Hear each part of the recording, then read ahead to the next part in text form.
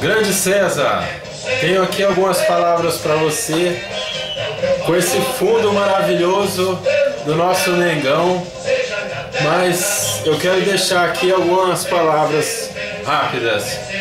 Em primeiro lugar, nós nos conhecemos aí há alguns anos atrás, ainda no curso de eletrônica, lá em Taguatinga, no CTN, e desde então a gente ficou um tempo afastado, perdeu um pouco o contato, e com o contato com o Eduardo de Paula, a gente retomou esse contato aí, o que é uma alegria para mim.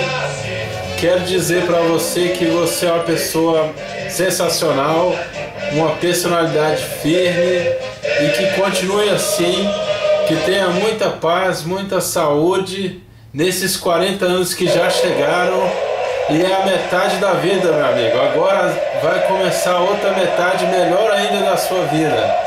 Portanto, tenha muita felicidade e vamos pra frente. Tudo de bom, muitos anos de vida. Um grande abraço da família Pires. Antônio, Guilherme, Laís, Luísa e Rita. Eita, quase não acaba, tanta gente. Um abraço para todo mundo e um grande abraço para você, César. Muitas felicidades, parabéns.